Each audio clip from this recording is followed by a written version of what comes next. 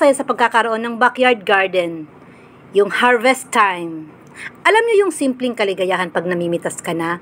Gaano man ito kakonte, maliliit man o malalaki ang ani mo, basta aani ka sa sarili mong tanim, ang saya-saya.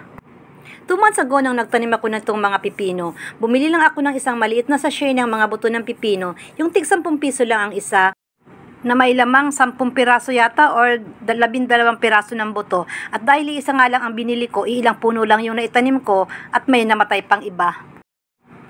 Tumubo naman ng maayos at matataba. Nung sila ay gagapang na, naggawa na lang ako ng kung ano-anong materials na available sa paligid para gawing trellis or yung gapangan. At dahil nga feel ko yung paggagarden, pinagtiyagaan kong gawin sa paraang kaya ko lang, yung gawang babae lang. Sabi ko nga, hindi naman kinakailangang matibay ang gapangan kasi magaan lang naman ang mga bunga ng pipino. Tsaka hindi rin kinakailangang maganda kasi hindi naman to contest, di ba? Basta ang importante, hindi lang sila gagapang sa lupa.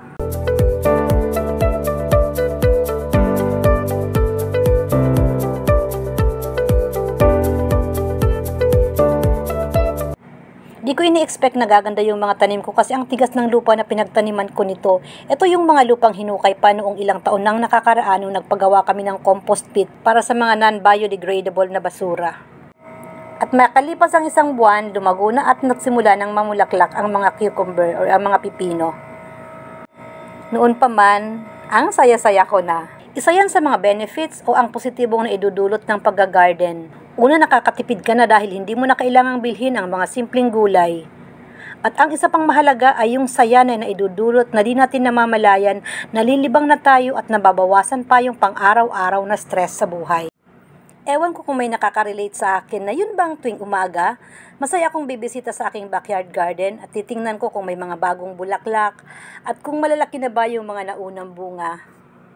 At bibilangin ko pa yan isa-isa. At excited kung kailan sila pwede nang i-harvest.